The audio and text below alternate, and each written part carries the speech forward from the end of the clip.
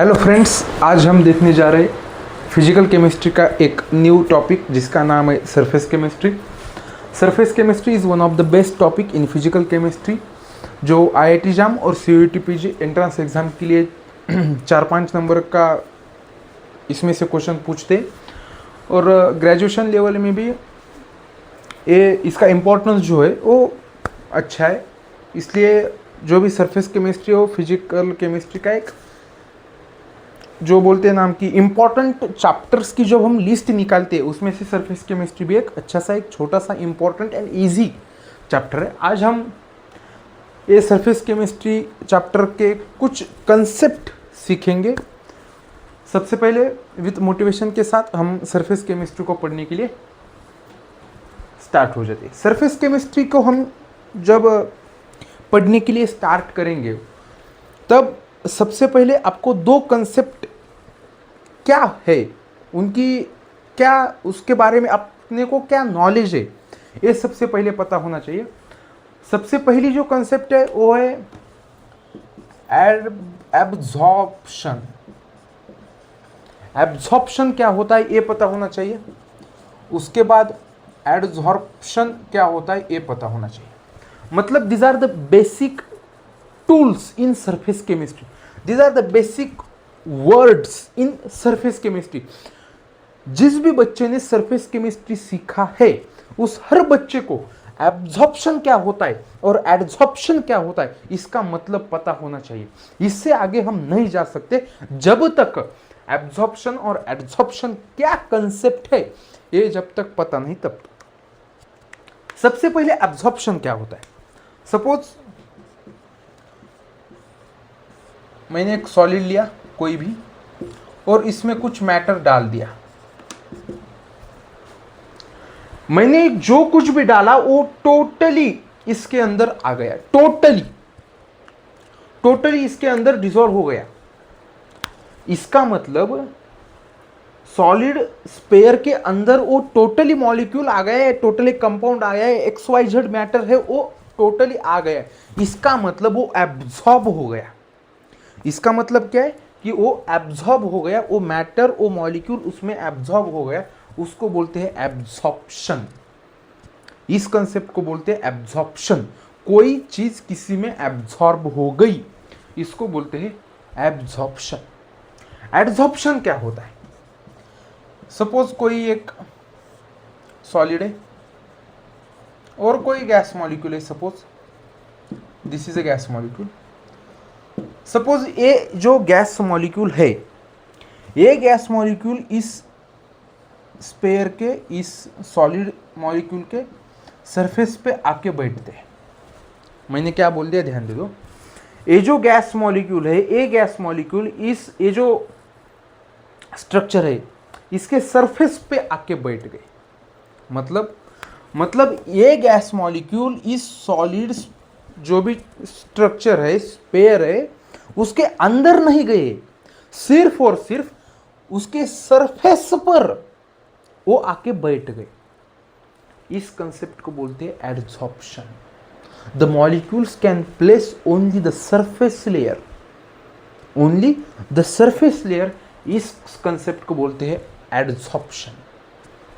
यहां पे टोटली अंदर आ गए थे, डिसॉल्व हो गए थे टोटली, यहां पे सिर्फ सरफेस पर आके बैठ गए।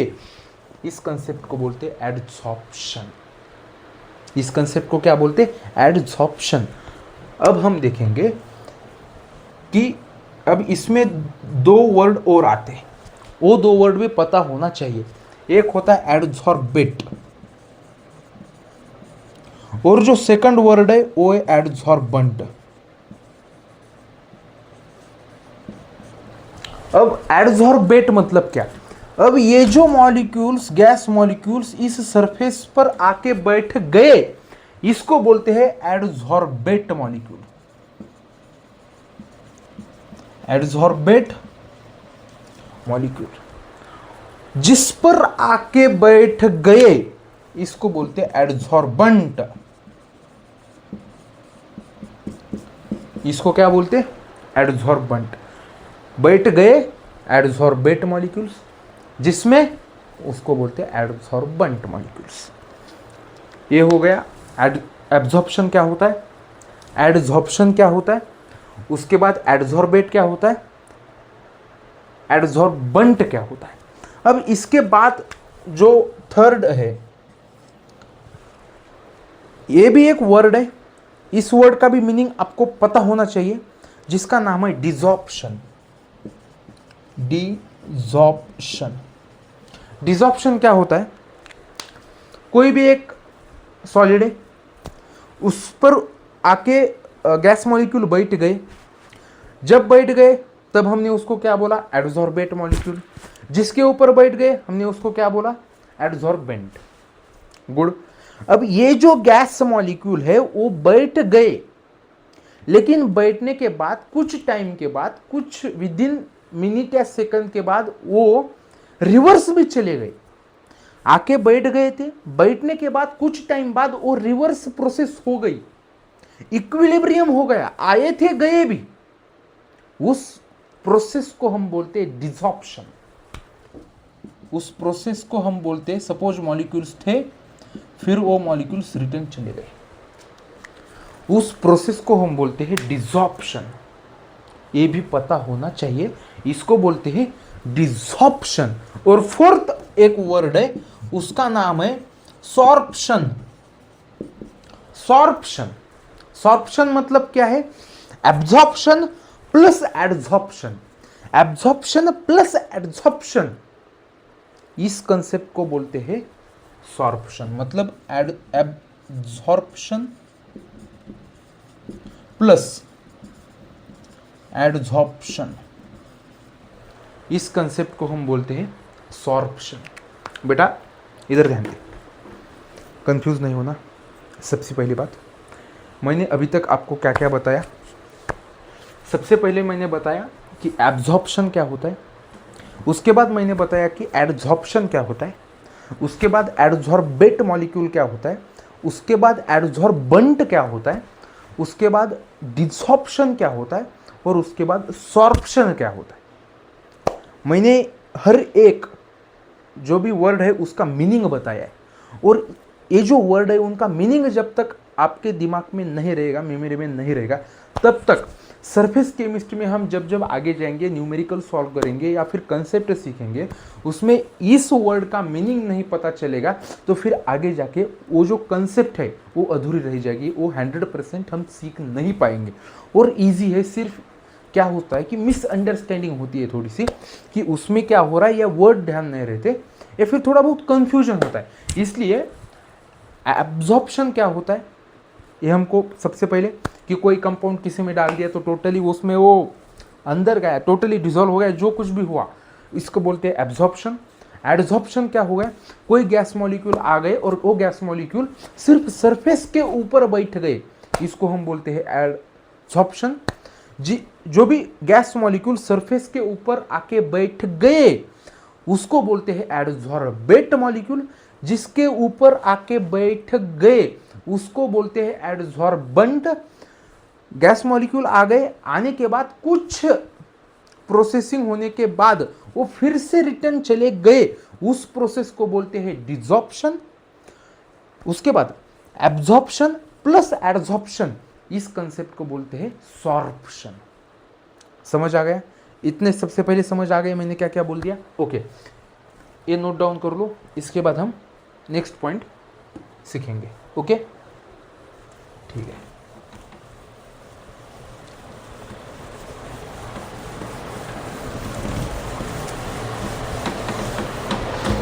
उसके बाद हम जो भी एडसॉर्प्शन है, मेनली जो भी एडसॉर्प्शन, अब हम एडसॉर्प्शन की बात करेंगे। मतलब एब्जॉर्प्शन खत्म हो गया हमारा। एब्जॉर्प्शन कब खत्म हो गया? जब हम एब्जॉर्प्शन वर्सेस एडसॉर्प्शन क्या होता है ये जब हमने देख लिया, उसी समय पे एब्जॉर्प्शन खत्म हो गया। उसके बाद हम सरफेस केमिस्ट्री में एब्जॉर्प्शन के बारे में कुछ नहीं सीखते, हम स्टार्ट करते हैं एडसॉर्प्शन की स्टडी करना। अब हम एडसॉर्प्शन क्या बताया, उसके नीचे जो दो चार टर्म्स थे वो देख लिया क्या होता है। उसके बाद हम देखेंगे कि जो भी एडसॉर्प्शन है उसके जो मेन टू टाइप्स है, जो भी मेन टू टाइप्स है, जो जिसके ऊपर क्वेश्चंस आए एंट्रेंस एग्जाम में या फिर जो भी कॉलेजेस में सेमेस्टर एंड एग्जाम होता है उसमें क्वेश्चंस आए कि जो भी एड्जॉर्प्शन है उस एड्जॉर्प्शन के जो दो टाइप्स होते हैं उनका डिफरेंस पूछा है, डिफरेंशिएट किया है, करो डिफरेंशिएट 2 मार्क 3 मार्क के लिए करो, ऐसे क्वेश्चंस आए हैं बेटा। इसलिए इंपॉर्टेंस है कि जो भी एड्जॉर्प्शन है उसके दो टाइप्स होते हैं। जो पहला टाइप होता है वो होता है फिजिक्स ऑप्शन, फिजिक्स ऑप्शन, और जो दूसरा है वो है केमीज ऑप्शन, मतलब फिजिक्स ऑप्शन और केमीज ऑप्शन। बेटा फिजिक्स ऑप्शन क्या होता है और केमीज ऑप्शन क्या होता है, इधर ध्यान दे। सबसे पहले ये जो फिजिक्स ऑप्शन है, सबसे पहले मैं एक एग्जाम ट्राई करता हूँ। Suppose this is a solid gas molecule है, ये जो मैंने डायग्राम ड्रॉ की है इसको मैं एड्जॉर्प्शन बोलता हूँ, तुझे पता है। यहाँ पे भी मैं ड्रॉ करता हूँ, यहाँ पे भी गैस मॉलिक्यूल बैठे, उस डायग्राम को भी मैं एड्जॉर्प्शन बोलता हूँ, तुझे पता है। ओके, पता है सर। अब मैं एक नॉर्मल क्वेश्चन तुझे पूछता हूँ, क्या पूछता हूँ, गैस मॉलिक्यूल आ गए, ओके आ गए, सरफेस के ऊपर बैठ गए, इधर उधर गैस मॉलिक्यूल घूम रहे थे, एक उनको सरफेस दिख गया, उसके ऊपर आके वो बैठ गए। ऐसे ही बैठ गए क्या? कुछ तो इंटरेक्शन हुआ होगा उसके अंदर, ऐसे थोड़ी होता है। कुछ तो इंटरेक्शन हो गया, इस वजह से वो सरफेस के आकर बैठ गए गैस मॉलिक्यूल। बात सही है कि ये जो गैस मॉलिक्यूल है वो कोई तो इंटरेक्शन हुआ उन गैस मॉलिक्यूल का सरफेस के साथ, इसके बाद वो इस सरफेस पे आकर बैठ गए। और फिजिक्स ऑप्शन में क्या होता है, एक वीक इंटरेक्शन होता है जिसको हम वंडरवॉल फोर्स ऑफ इंटरेक्शन या अट्रैक्शन भी बोलते हैं। ये हो गया फिजिक्स ऑप्शन में, ये हो गया फिजिक्स ऑप्शन में क्या हो गया, वीक इंटरेक्शन या फिर वंडरवॉल फोर्स ऑफ अट्रैक्शन हो गया, जिस वजह से जो भी गैस मॉलिक्यूल है वो सरफेस पर आकर बैठ गए। एक इस पर हुआ, फिजिक्स ऑप्शन में हुआ। मतलब जो भी गैस मॉलिक्यूल बैठ गए उसको तो मैं एड्सॉर्बेट बोलता हूँ, जिसके ऊपर बैठ गए उसको मैं एड्सॉर्बेंट बोलता हूँ। मतलब एड्सॉर्बेट और एब्सॉर्बेंट में क्या हो गया, एक वीक इंटरेक्शन हो गया, एक वंडरवल फोर्स ऑफ अट्रैक्शन हो गया। मतलब मैं वहां पे लिख सकता हूं कि एड्सॉर्बेट या फिर एड्सॉर्बेंट। ओके, इसमें क्या हो गया, वीक इंटरेक्शन, इसमें क्या हो गया, वीक इंटरेक्शन, या फिर मैं इसको वंडरवल फोर्स ऑफ अट्रैक्शन भी बोलता हूं।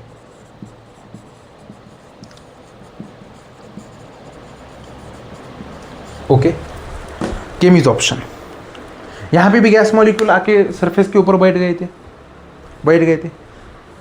इनमें क्या इंटरेक्शन होता, इनमें ऐसा कैसा इंटरेक्शन हो गया कि वो भी यहां आके बैठ गए सरफेस के ऊपर। हाँ, यहां आपको तो पता चला कि भाई फिजिक्स ऑप्शन था, कुछ फिजिकल इंटरेक्शन हुआ, उसको मैंने वीक इंटरेक्शन बोल दिया या फिर वंडरवॉल फोर्स ऑफ अट्रैक्शन बोल दिया। ओके सर, एड्सॉर्बेट और एब्सॉर्बेंट में ये इंटरेक्शन हो गया था, ठीक है। केमीज ऑप्शन में क्या हुआ था, केमीज ऑप्शन में कुछ केमिकल बॉन्डिंग हुई, कुछ केमिकल बॉन्ड्स प्रोड्यूस हो गए, केमिकल बॉन्ड बन गए, जिस वजह से एड्सॉर्बेट और एड्सॉर्बेंट में इंटरेक्शन हो गया केमिकल बॉन्ड्स का। किसका इंटरेक्शन हो गया बेटा, केमिकल बॉन्ड्स का इंटरेक्शन हो गया, और इसको मैं बोलता हूं केमीज ऑप्शन। मतलब मैं इसको यहां पे लिखता हूं कि केमिकल इंटरेक्शन हो गया, क्या हो गया, केमिकल इंटरेक्शन हो गया या फिर केमिकल बॉन्ड, केमिकल्स बॉन्ड। इधर देख लिया, केमीज ऑप्शन में केमिकल इंटरेक्शन हो गया या केमिकल बॉन्ड्स बन गए। ओके, ऐसे ही केमिकल बॉन्ड बनते हैं क्या, अरे कुछ तो स्पेसिफिक टेम्परेचर देना पड़ता है और उस टेम्परेचर देने के बाद वो केमिकल बॉन्ड बनता है। मैंने क्या बोला कि केमीज ऑप्शन में केमिकल बॉन्ड्स या फिर केमिकल बॉन्डिंग हो गई, केमिकल इंटरेक्शन हो गया, वो ऐसे होता है क्या, जब मैं टेम्परेचर फैक्टर उन पर देख लूं, जब मैं टेम्परेचर की बात केमीज ऑप्शन या फिजिक्स ऑप्शन में कर लूं, तो केमीज ऑप्शन में मुझे यह पता चलता है कि जब भी केमिकल्स बॉन्ड वहां पे हो गए, केमिकल इंटरेक्शन हो गए, केमिकल इंटरेक्शन की वजह से एब्सॉर्बेंट मॉलिक्यूल्स और एड्सॉर्बेंट में इंटरेक्शन हुआ है, इसलिए वो वहां आके बैठ गए। जब मैं टेम्परेचर फैक्टर उनके ऊपर देख लूं, एज्यूम कर लूं, तो कुछ तो एक स्पेसिफिक टेम्परेचर दिया होगा जिस वजह से केमिकल बॉन्ड्स बन गए। मतलब मतलब मैं यहां पे लिख सकता हूं, क्या लिख सकता हूं कि स्पेसिफिक टेम्परेचर, ये तो फर्स्ट पॉइंट हो गया क्या, ये सेकंड क्या कि स्पेसिफिक टेम्परेचर, मतलब केमिस ऑप्शन में जो टेम्परेचर है वो ऑर्डिनरी टेम्परेचर नहीं है या रैंडम टेम्परेचर नहीं है, टेम्परेचर कौन सा है, स्पेसिफिक टेम्परेचर। और जब फिजिक्स ऑप्शन की बात करूं बेटा, एक तो वीक इंटरेक्शन है, उसमें वंडरवल फोर्स ऑफ अट्रैक्शन है, आके गैस मॉलिक्यूल बैठ गए, एडसॉर्बेंट एडसॉर्बेंट मॉलिक्यूल में वीक इंटरेक्शन था, इसलिए यहां पे टेम्परेचर की कोई बात ही नहीं आती। टेम्परेचर हम यहां पे ऑर्डिनरी टेम्परेचर बोलते हैं या रैंडम टेम्परेचर, मतलब यहां पे जो सेकंड पॉइंट आ गया वो रैंडम और ऑर्डिनरी, ऑर्डिनरी अच्छा वर्ड है, ऑर्डिनरी टेम्परेचर, कौन सा टेम्परेचर, ऑर्डिनरी टेम्परेचर। ओके, अब थर्ड पॉइंट की जब हम बात करेंगे केमिस ऑप्शन में, तो जो डेल्टा एच है, डेल्टा एच मतलब change in enthalpy, a content heat of the system. ये जो केमिस ऑप्शन में हीट ऑफ द सिस्टम है, जो भी डेल्टा एच है ये हाई है, और इसकी जो रेंज है वो 40 to 400 किलो जूल पर मोल है। थर्ड पॉइंट में लिखता हूं डेल्टा एच इज हाई और रेंज 40 to 400 किलो जूल पर मोल। फिजिक्स ऑप्शन की जब मैं बात करेंगे तो अरे टेम्परेचर ही ऑर्डिनरी है, ऐसे रैंडम है, तो डेल्टा एच थोड़ी हाई होगा, delta H is low. Third point, delta H is low, और जो डेल्टा एच की वैल्यू है ए 0 to 40 किलो जूल पर मोल है, किलो जूल पर मोल है। मतलब ये 3 पॉइंट हो गए, ये 3 पॉइंट मैंने अभी तक आपको बता दिए। जो भी फोर्थ पॉइंट आ रहा है मेरा केमिस ऑप्शन का, वो क्या है, केमिस ऑप्शन और फिजिक्स ऑप्शन का फोर्थ पॉइंट।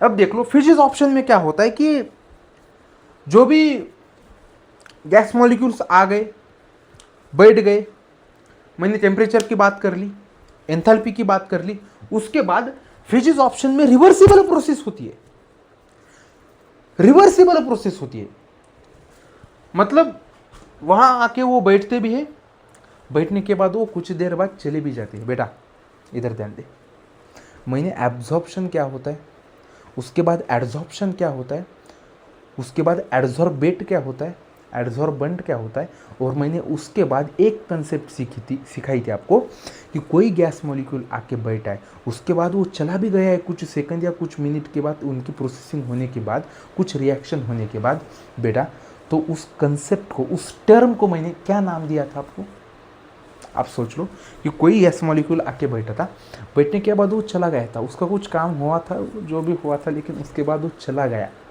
चलने के बाद मैंने उस टर्म को क्या नाम दिया था, करेक्ट, मैंने उस टर्म को नाम दिया था डिसॉर्प्शन। क्या नाम दिया था, डिसॉर्प्शन नाम दिया था। इसलिए जो मैं फोर्थ पॉइंट लिख सकता हूं वो लिख सकता हूं कि reversible with respect to desorption, reversible with respect to desorption. लेकिन केमिस ऑप्शन में क्या आएगा पॉइंट, उसका अपोजिट आ गया, आ जाएगा क्या, irreversible with respect to desorption, irreversible with respect to desorption. Sir ऐसे कैसे बताया कि ये रिवर्सिबल है, ये इरिवर्सिबल है? बेटा जब कोई गैस मॉलिक्यूल सरफेस पे आकर बैठ गए और हम उसको बोल रहे हैं कि एक केमिकल इंटरेक्शन हुआ है, केमिकल लिंक है या केमिकल बॉन्ड है, बेटा एक बार केमिकल बॉन्ड किसी का बन गया किसी के साथ तो वो थोड़ी निकल जाता है, वो थोड़ी निकल जाता है। बारे केमिकल बॉन्ड तो स्ट्रॉन्ग बॉन्ड होता है बेटा, और कोई बॉन्ड निकल जा रहा है, इसका मतलब वो केमिकल बॉन्ड था ही नहीं, वो स्ट्रॉन्ग बॉन्ड था ही नहीं। मैंने तो केमिस ऑप्शन में आपको बताया कि केमिकल बॉन्ड बना है जिसको एक स्पेसिफिक टेम्परेचर दिया है, जिसका डेल्टा एच हाई है। अरे जिसका डेल्टा एच हाई है, एक केमिकल बॉन्ड है, तो फिर वो इरिवर्सिबल प्रोसेस क्यों अप्लाई करेगा खुद के ऊपर बेटा? इसलिए ये जो गैस मॉलिक्यूल है ये इरिवर्सिबल नहीं होते, इसलिए मैंने बोल दिया irreversible with respect to desorption. आपको पता है डिसॉर्प्शन का अर्थ? इसलिए आपको समझ गया, reversible with respect to desorption, irreversible with respect to desorption. समझ आ गया।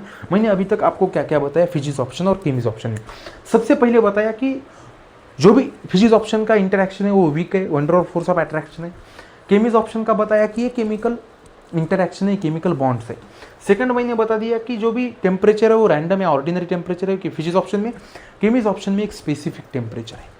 उसके बाद जो थर्ड पॉइंट था फिजिक्स ऑप्शन का वो था delta is is low, Cummins option में डेल्टा इज इज हाई। उनके रेंज भी बताई, लो मतलब 0 to 40 किलो जूल पर मोल, हाई मतलब 40 to 400 किलो जूल पर मोल।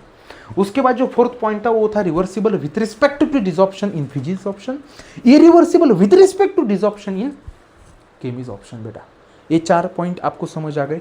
मैं ये आप नोट कर लो, उसके बाद मैं ये साफ करता हूँ और हम नेक्स्ट पॉइंट देखेंगे उसमें। ओके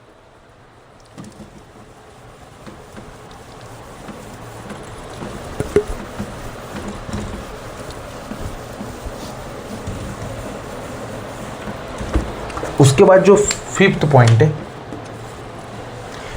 फिजिक्स ऑप्शन में जो भी इक्विलिब्रियम प्रोसेस होती है, in physics option equilibrium reaches fastly.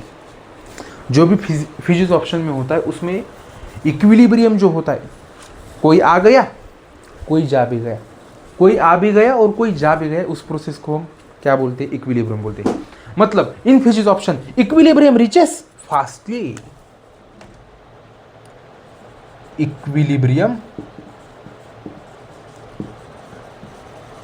Reaches fastly. इसका मतलब केमिस ऑप्शन में equilibrium reaches slowly. Sixth point देख ले बेटा, इंपॉर्टेंट है। क्या है कि फिजिक्स ऑप्शन में गैस मॉलिक्यूल आ गए, सरफेस के ऊपर बैठ गए। मैं एक डायग्राम ड्रॉ करता हूं। Suppose this is solid, gas molecule आ गए, सरफेस के ऊपर बैठ गए, एक लेयर यहां पे बनी है और ये जो लेयर है उस लेयर को मैं क्या बोलता हूं कि मोनोलेयर है। और गैस मॉलिक्यूल आ गए,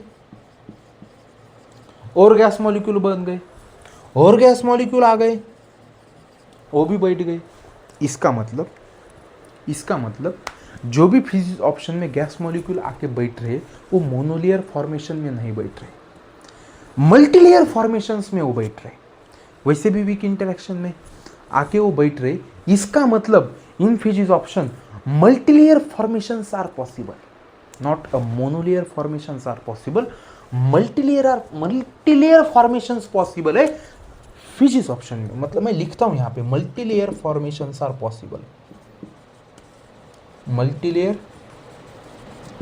फॉर्मेशंस आर पॉसिबल। और जब मैं केमिस ऑप्शन की बात करूंगा, मैंने आपको बताया था गैस मॉलिक्यूल आके सरफेस के ऊपर बैठ गए और उनके अंदर केमिकल इंटरेक्शन है या केमिकल बॉन्ड उनके अंदर प्रेजेंट है। तो बेटा जिनके अंदर केमिकल इंटरेक्शन है या केमिकल बॉन्ड बैठा है, तो सपोज मैंने ये ड्रॉ कर लिया, ये मोनोलेयर बन गई। अरे इस सरफेस के साथ इस मॉलिक्यूल को केमिकल इंटरेक्शन से जुड़े हैं ना वो लोग, केमिकल बॉन्ड उनके अंदर बैठा है ना, केमिकल इंटरेक्शन या केमिकल बॉन्ड है ना उनके अंदर। बेटा जब अगली लेयर वहाँ पे आके बैठेंगे, गैस मॉलिक्यूल अगले आएंगे और वहाँ पे बैठेंगे, तो केमिकल इंटरेक्शन कैसे होगा वहाँ पे? किसी एक गैस मॉलिक्यूल का दूसरे गैस मॉलिक्यूल से केमिकल इंटरेक्शन कब होता है? अरे यहाँ पे सरफेस ही नहीं मिल रहा है, तो फिर कैसा केमिकल इंटरेक्शन होगा जब अगली बार वो गैस मॉलिक्यूल आ रहे और बैठ रहे? तो हाँ, मुझे पता है, ये गैस मॉलिक्यूल यहाँ आके बैठ गए, ये गैस मॉलिक्यूल जब यहाँ से रिमूव हो गए और उसके बाद नए गैस मॉलिक्यूल आएंगे और वो सरफेस पर बैठेंगे, तो यस ऑफ कोर्स वहाँ पे फॉर्मेशन पॉसिबल है।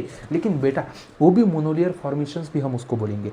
इसलिए मैंने अभी क्या बोल दिया कि केमिस ऑप्शन में केमिकल इंटरेक्शन है, केमिकल इंटरेक्शन केमिकल बॉन्ड से वो लोग जुड़े हैं, तो फिर उसमें सिर्फ और सिर्फ monolayer formations are possible, not a multilayer formations are possible in chemisorption. यहाँ पे मैं लिखता हूँ कि monolayer formations are possible, monolayer formations are possible. कौन सी? Monolayer formations are possible. उसके बाद मैं ये फिफ्थ पॉइंट हो गया, सिक्स्थ पॉइंट हो गया, सेवंथ पॉइंट हम देखने जा रहे हैं। सेवंथ पॉइंट है, हम इसके ग्राफ देखेंगे। क्या देखेंगे? ग्राफ देखेंगे। अब ग्राफ देखेंगे, मैं यहाँ पे ड्रॉ करता हूँ ग्राफ। हम y एक्सिस पे x अपॉन m लिखेंगे और x एक्सिस पे टेम्परेचर लिखेंगे। यहाँ पे भी x अपॉन m और यहाँ पे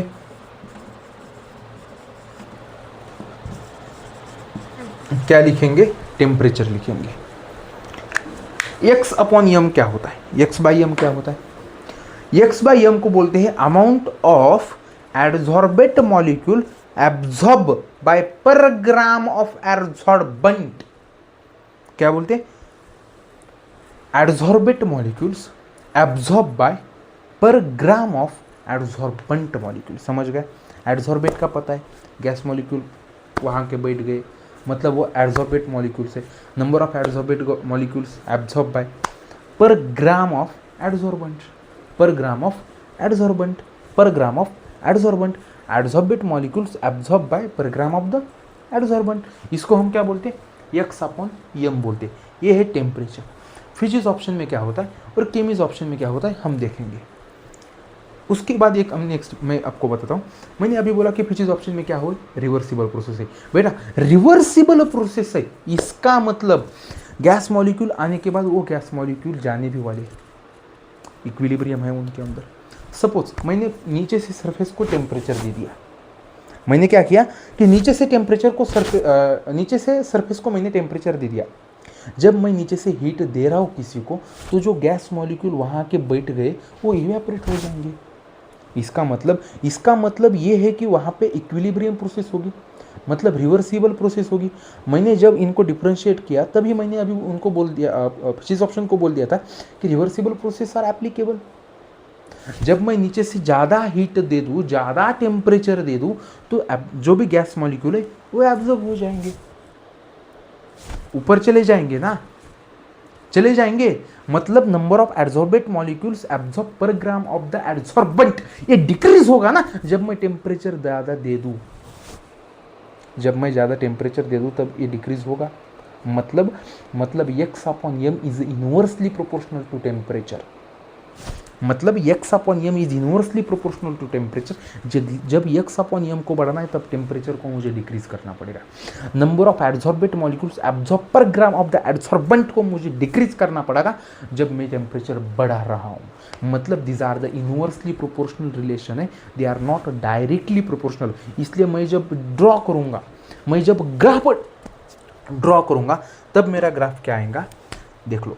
जब मैं टेम्परेचर इंक्रीज कर रहा हूँ, या फिर पहले मैं ग्राफ कैसा आएगा देख लो। ग्राफ आएगा ऐसा, ग्राफ कैसा आएगा? ग्राफ आएगा ऐसा। सपोज ये T2 टेम्परेचर है, सपोज ये T1 टेम्परेचर है। बेटा T2 जो टेम्परेचर है, T2 is greater than T1। जो भी T2 टेम्परेचर है ग्रेटर देन T1। जब मेरा टेम्परेचर ज़्यादा है तब मेरा x अपॉन m का जो भी पॉइंट है वो कम है। जब मेरा T1 कम है ना, मेरा T1 कम है, तब मेरा x अपॉन m का जो भी पॉइंट है, उनका जो भी रेशियो है वो ज़्यादा है। इसका मतलब हाई टेम्परेचर होगा तो x अपॉन m का रेशियो कम आएगा, ज़्यादा टेम्परेचर होगा तो x अपॉन m का रेशियो कम, और लेस टेम्परेचर तो x अपॉन m का टेम्परेचर जो भी रेशियो है वो ज़्यादा आएगा। ये है फिजिक्स ऑप्शन का ग्राफ। ग्राफ भी कभी कभी पूछा है, इसलिए ग्राफ कैसे ड्रॉ करते हैं ये रटने से ज़्यादा है कि कंसेप्ट समझ लो। हम खुद वहाँ जाके ग्राफ ड्रॉ करेंगे, बिकॉज सरफेस केमिस्ट्री में हम जब आगे जाएंगे तब एक ग्राफ नहीं आने वाला सिर्फ फिजिक्स ऑप्शन या केमिस्ट्री ऑप्शन का, बहुत सारे ग्राफ है आगे भी। इसलिए मैं ये दो ग्राफ ध्यान में रखता हूँ, वहाँ जाके मैं ड्रॉ करता हूँ। बेटा आगे भी बहुत सारे ग्राफ है, इसलिए तुझे कंसेप्ट पढ़नी पड़ेगी, कंसेप्ट के हिसाब से तुझे रिलेशन बनाना पड़ेगा और उसके हिसाब से बताना पड़ेगा कि क्या वहां पे चल रहा है, ग्राफ कैसा निकल रहा है, क्या रिलेशन बन रहा है उन दोनों में, ये बात तुझे समझ आना चाहिए। इसलिए ये जो ग्राफ है, ये ग्राफ है तेरा फिजिक्स ऑप्शन का। समझ आ गया? जो ऑर्डिनरी टेम्परेचर था, जो रैंडम टेम्परेचर था फिजिक्स ऑप्शन का। बेटा केमिक्स ऑप्शन की हम जब बात करेंगे तब मेरा तेरा जो ये आएगा ग्राफ, तो ऐसा आएगा। ऐसा कैसा आएगा सर? मैंने बेटा अभी बोल दिया था तुझे कि केमिकल बॉन्ड कब बनते हैं। अरे मैं जब एक स्पेसिफिक टेम्परेचर ना दूं ना तुझे, तब तक तू केमिकल बॉन्ड फॉर्म नहीं करेगा बेटा। इसलिए सपोज मैंने बोला कि 300 केल्विन पर तेरे केमिकल बॉन्ड बन गए। सपोज ये तेरा केमिकल बॉन्ड यहाँ पे बन गया 300 के में, मतलब X/M मेरे केमिकल्स बॉन्ड बन गए, तभी मेरा इंटरेक्शन हुआ है ना। X/M मेरा बढ़ गया है, मतलब इस प्लेस पे मेरा X/M क्या हो गया है, बढ़ गए। मैंने जितना टेम्परेचर देना था उतना टेम्परेचर मैंने दे दिया। देने के बाद मेरा X/M जो बॉन्ड्स थे वो बन गए ना। और उसके बाद मैं जब टेम्परेचर इंक्रीज करूं और उससे भी इंक्रीज करूं, अरे एक लिमिट तक कोई भी चीज स्टेबल होती है रे बेटा। एक लिमिट के बाद हर कोई चीज स्टेबल नहीं रहती, वो फिर अनस्टेबल हो जाती है। समझ आएगा? एक लिमिट तक ही पैसा आपको स्टेबल बना पाए। जब कमाने की लिमिट क्रॉस हो जाएगी ना, फिर अपनी भी अनस्टेबिलिटी बढ़ जाएगी बेटा, रात में सोएंगे भी नहीं फिर। इसलिए एक स्टेबिलिटी तक ही आप स्टेबल होते। मैंने टेम्परेचर उतना ही दिया था जितना मुझे केमिकल्स बॉन्ड बनाने की ज़रूरत थी। मेरे केमिकल बॉन्ड बन गए मेरे एक स्पेसिफिक टेम्परेचर तक, वहाँ तक फिर मेरा X/M का जो रेशियो था वो बढ़ गया था बेटा। फिर भी मैं वो आपको टेम्परेचर दे रहा हूँ, फिर भी टेम्परेचर दे रहा हूँ, अरे फिर वो बॉन्ड ब्रेक हो गए रे। और फिर ब्रेक होने के बाद मेरा X/M फिर से कम हो गया। ये मेरा है ग्राफ केमिक्स ऑप्शन का। ये रिप्रेजेंटेशन कर रहा है X/M is inversely proportional to temperature. समझ आएगा कंसेप्ट समझ ले बेटा। इसलिए फिर ग्राफ ऐसा ज़्यादा कोई रॉकेट साइंस नहीं है बेटा इसमें। इसलिए फिजिक्स ऑप्शन और केमिक्स ऑप्शन के मैंने जो ग्राफ बताए, वो ग्राफ तू देख ले कैसे ड्रॉ करना है। एकदम इजी है बेटा, इसमें कोई भी रॉकेट साइंस नहीं, मैंने एकदम अच्छे से आपको बताया है। इसलिए ध्यान से खुद ड्रॉ करो और कंसेप्ट जो है वो रिलेशन खुद आपके माइंड में और सोच लो कि जो सर बता रहे थे वो सही में सही है क्या।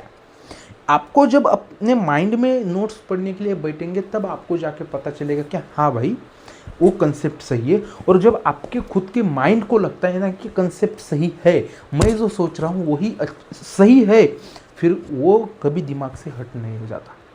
और 1-2 ग्राफ रट सकते हैं, 10-12 ग्राफ रटने हम इतने नहीं है, कन्फ्यूजन होता है। इसलिए फिजिक्स ऑप्शन का ग्राफ, केमिक्स ऑप्शन का ग्राफ, X/M वर्सेस टेम्परेचर का ये ग्राफ है, कैसे ड्रॉ किया ये सब मैंने बताया। इसके बाद हम जो देखने जा रहे हैं वो है, अब ये 7th पॉइंट होता है, ठीक है। मैंने अभी तक आपको क्या बताया, पहले एक 4-5 टर्म बताई, उसके बाद एड्जॉर्प्शन की जो 2 टाइप्स थे फिजिक्स ऑप्शन और केमिक्स ऑप्शन में, ये मैंने आपको बताया। अब इसके बाद मैं आपको बताने जा रहा हूँ जो भी एक्टिवेशन एनर्जी होती है ना बेटा, सरफेस केमिस्ट्री में जो एक्टिवेशन एनर्जी पढ़ते, वो मैं अब आपको बताने जा रहा हूँ। नेक्स्ट कंसेप्ट क्या, एक्टिवेशन एनर्जी। एक्टिवेशन एनर्जी वैसे आपको पता है क्या होती है, 11-12 से आप पढ़ते आ रहे हैं कि एक्टिवेशन एनर्जी क्या होता है। The minimum amount of energy to required for reacting molecules to activate the reactant or to proceed to active the chemical reaction to give reactant to product, इस मिनिमम एनर्जी को बोलते हैं हम activation energy. और जो भी activation energy का जो फॉर्मूला होता है वो होता है K = AE - EA divided by RT। यही होता है एक्टिवेशन एनर्जी का फॉर्मूला।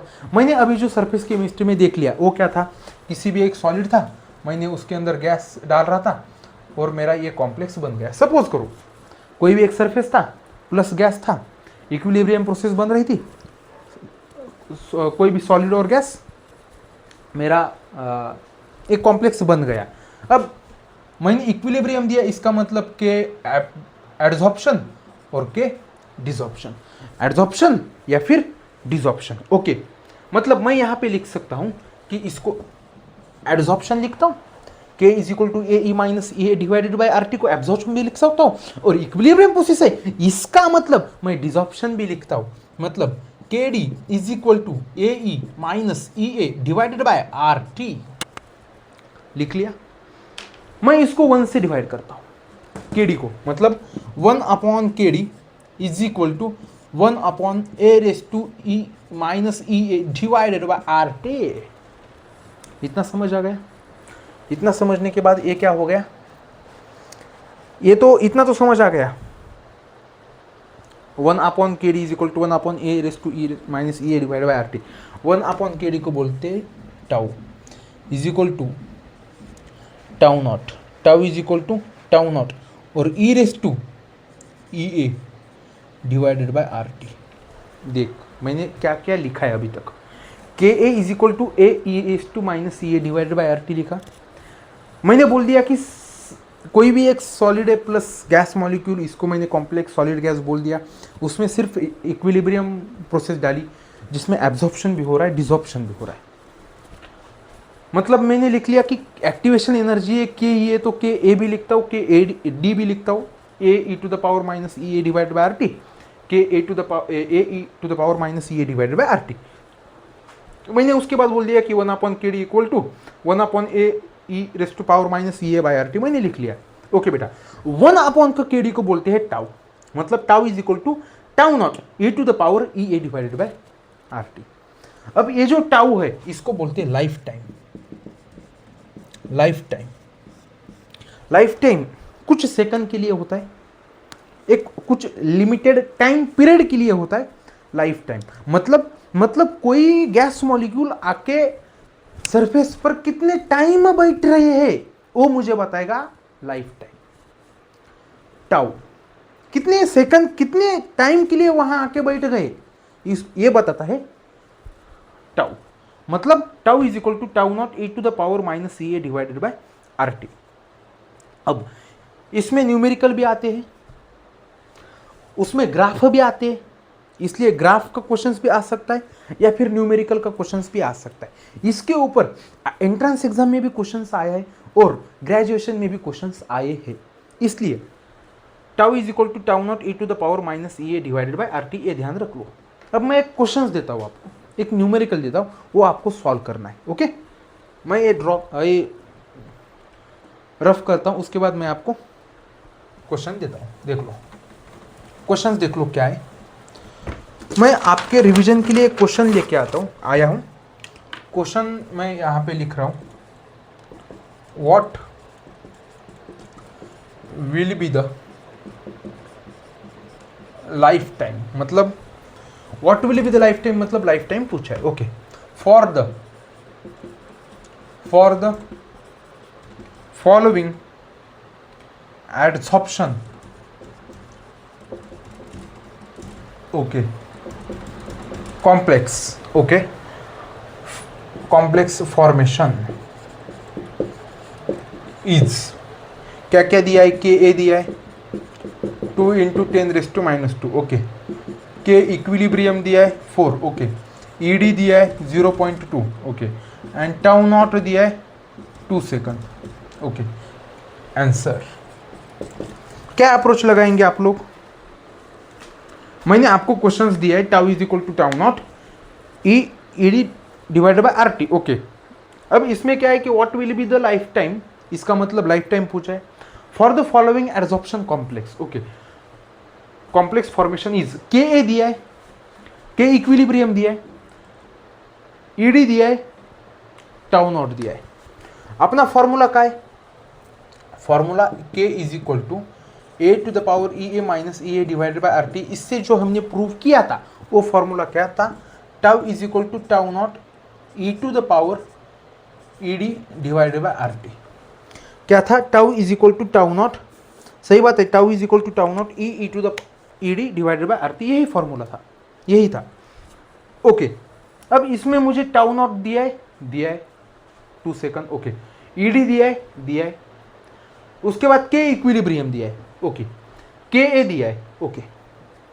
लाइफ टाइम तो निकालना है, कैसे निकालेंगे, क्या अप्रोच लगाएंगे, एक बार सोच लो कि अप्रोच क्या लगाना है जिस वजह से आपको लाइफ टाइम निकलना आना चाहिए। थोड़ा सोच लो।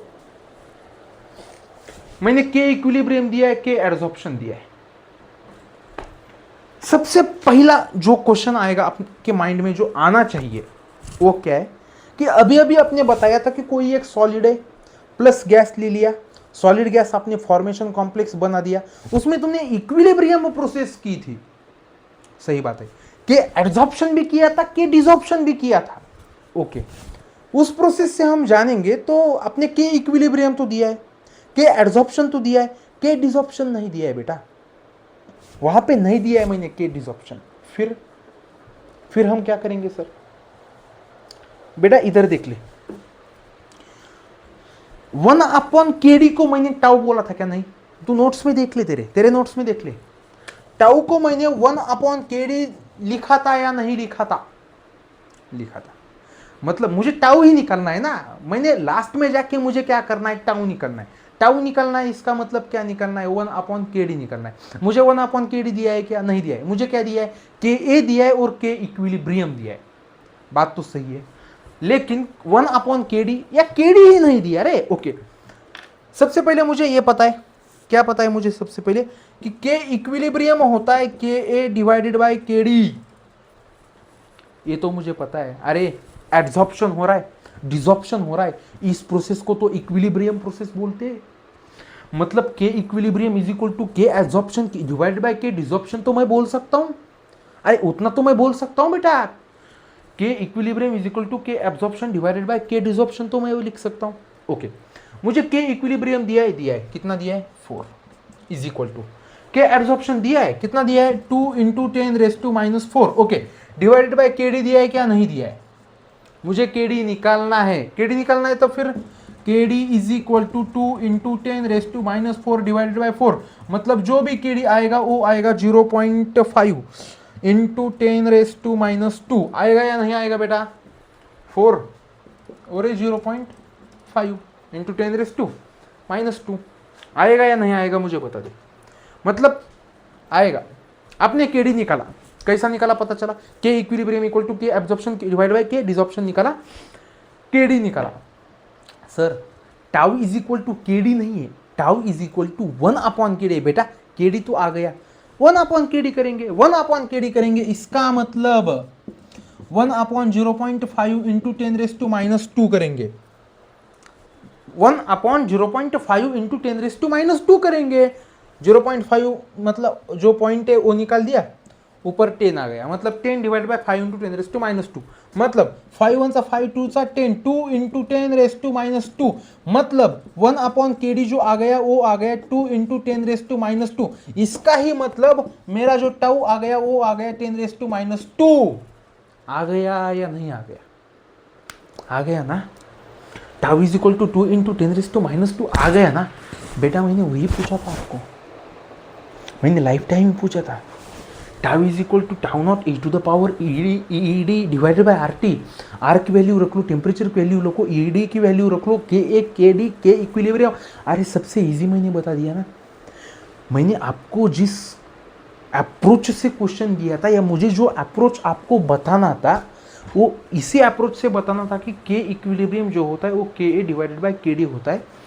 और KD की वैल्यू हम कब निकाल सकते हैं, KA डिवाइडेड बाय के इक्विलिब्रियम, वो करेंगे तो हम KD की वैल्यू निकाल लेंगे। और वही अप्रोच आपको समझ आने के लिए मैंने ये क्वेश्चन आपको दे दिया था। मतलब उतना कंफ्यूज होने के बाद जो भी कैलकुलेशन आएगा, जो भी होगा, इससे अच्छा है ना कि नॉर्मल लाइफ टाइम ही निकलना है तो 1/kd कर लो।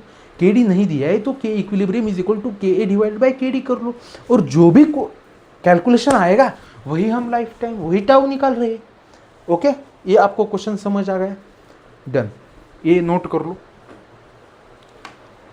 ये न्यूमेरिकल बेस्ड क्वेश्चन भी पूछते हैं, tau is equal to tau naught ये जो फॉर्मूला है इसके ऊपर हम न्यूमेरिकल क्वेश्चन भी पूछते हैं। ये फिर एंट्रेंस में भी पूछे और ग्रेजुएशन लेवल में जो सेमेस्टर से एग्जाम होते उनमें भी पूछे। ओके,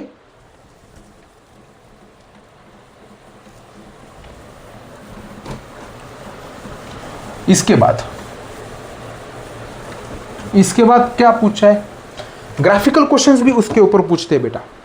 जो सेकंड क्वेश्चंस टाइप बोलते हैं वो ग्राफ की भी बोलते हैं। हमारा फॉर्मूला क्या था, tau equal to tau naught E to the power minus C A divided by R T, यही था। जब हम tau equal to tau naught E to the power E D divided by R T करेंगे, E D ना, tau equal to naught E to the power E D था, yes, E D divided by R T, tau equal to tau naught E to the power E D divided by R T, correct. जब इसको हम ln term देंगे, ln tau is equal to alien tau naught E D divided by R T ln e. जो term power में जो है वो पहले लिखते हैं और उसके बाद एलियन ई लिखते हैं। ये तो एक रूल ही है, इसलिए इसमें कुछ कंफ्यूजन कुछ नहीं होंगे। Alien tau is equal to alien tau naught E D divided by R T. अब एलियन ई की वैल्यू जो होती है वो 1 होती है, इसलिए वहाँ पे कुछ नहीं आएगा। Alien tau is equal to alien tau naught E D divided by R T. अब इसके ऊपर क्या क्वेश्चन पूछते हैं कि आता alien tau is equal to alien tau naught E D divided by R T, इसका मतलब alien tau is equal to alien tau naught E D divided by R 1 by T, मतलब y is equal to C plus M X. इसके ऊपर आता है questions. क्या question आता है, स्लोप क्या है उसमें बताओ, इंटरसेप्ट क्या है बताओ, एक्स एक्सिस पे क्या ले रहे हो, वाई एक्सिस पे क्या ले रहे हो। ये जो तुम्हारा इक्वेशन है tau equal to tau naught E to the power E D divided by R T, इसमें तुम स्लोप क्या है उसमें ग्राफ कैसा आता है, उसमें इंटरसेप्ट क्या है, ये क्वेश्चंस पूछे जाते हैं। इसलिए जो भी सी है, इसमें जो भी सी आ रहा है वो क्या आएगा। अब इंटरसेप्ट को हम तो सी बोलते, स्लोप को एम बोलते, इसलिए जो इंटरसेप्ट आएगा, जो सी आएगा वो आएगा एलियन टाउ नॉट, और जो एम है मतलब स्लोप वो आएगा E D divided by R. और हमारा जो ग्राफ आएगा एक्स एक्सिस पे 1/t है, वाई मतलब एलियन टाउ है, और ये ऐसा हमारा आएगा ग्राफ। ये है जो भी ग्राफिकल क्वेश्चंस इस फॉर्मूले पर आएगा वो ये आएगा। इसके आगे फिजिक्स ऑप्शन और केमिस्ट्री ऑप्शन के भी हमने 2 ग्राफ देख ले, ठीक है। उसके बाद न्यूमेरिकल जो भी क्वेश्चंस आएगा वो कैसा आएगा वो भी हमने आपके साथ डिस्कस किया। उसके पहले फिजिक्स ऑप्शन केमिस्ट्री ऑप्शन उनका जो डिफरेंस था वो भी मैंने बताया कि कंपेयर आता है, वो क्वेश्चंस आए भी है। या फिर उसके बाद मैंने ये भी बताया कि जो भी absorption, adsorption, physics option, chemistry option या एडजॉर्बेट, एडजॉर्बेंट, डिजॉर्प्शन, सॉर्प्शन, ये जो टर्म है उनकी जो भी कंसेप्ट है ये भी मैंने आपको बताया। मतलब मैं समरी में आपको बता रहा हूँ कि मैंने आपने आज तक क्या क्या पढ़ लिया, ये सब हमने आज तक पढ़ लिया। और एक क्वेश्चन आता है, एक मेरे पास क्वेश्चन है वो मैं आपको बताता हूँ क्या क्वेश्चन है वो। एक सेकंड, मेरे पास क्वेश्चन एक और मेरे पास क्वेश्चन है कि आपके लिए मैं एक और क्वेश्चंस लाया हूँ। जो भी एंट्रेंस एग्जाम में वैसे क्वेश्चंस आता है वो क्वेश्चंस मैं आपको बताने वाला हूँ। मैं क्वेश्चंस लिखता हूँ, वो MSQ भी हो सकता है, MCQ भी हो सकता है। इसलिए which of the following for physics option, okay, question है which of the following for physics option, okay, correct statement. सबसे पहला एक है it is very specific,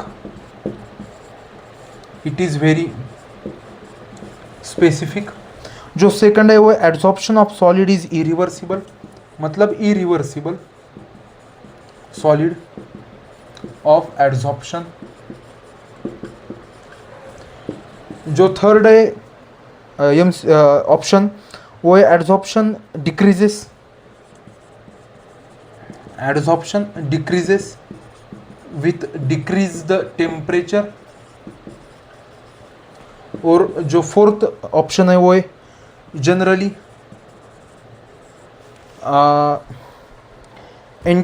generally the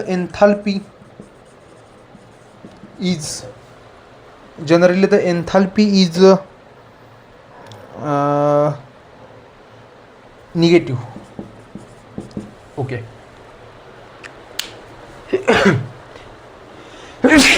sorry, which of the following physics option correct statement, मतलब physics option के बारे में जो भी करेक्ट स्टेटमेंट है वो अपने को टिक करना है। ओके, आपने अभी ही डिफ्रेंशिएट किया है फिजिक्स ऑप्शन और केमिक्स ऑप्शन को, और मैंने जो आपको 7 पॉइंट बताए उसके बाहर कोई भी एक भी पॉइंट आपको नहीं पूछेगा एग्जाम में। जो 7 पॉइंट बताए उसके ऊपर ही पूछेंगे। और ये वैसे भी एक PYQ है CUET PG का। विच of the following for physics option the correct statement, आपने पढ़ा है, आपने अभी तक तो टिक भी किया होगा कौन सा करेक्ट है। सबसे पहले it is a very specific, बेटा स्पेसिफिक फिजिक्स ऑप्शन था या केमिक्स ऑप्शन था? केमिक्स ऑप्शन था, इसलिए बेटा इसलिए ये जो है ये गलत है। Irreversible for solid for absorption, बेटा फिजिक्स ऑप्शन में रिवर्सिबल था या इरिवर्सिबल था? मैंने अभी तक आपको क्या बताया कि जो भी फिजिक्स ऑप्शन है वो रिवर्सिबल है, इसलिए ये भी गलत है। बेटा adsorption decreases with decreasing the temperature, मैंने क्या बोल दिया?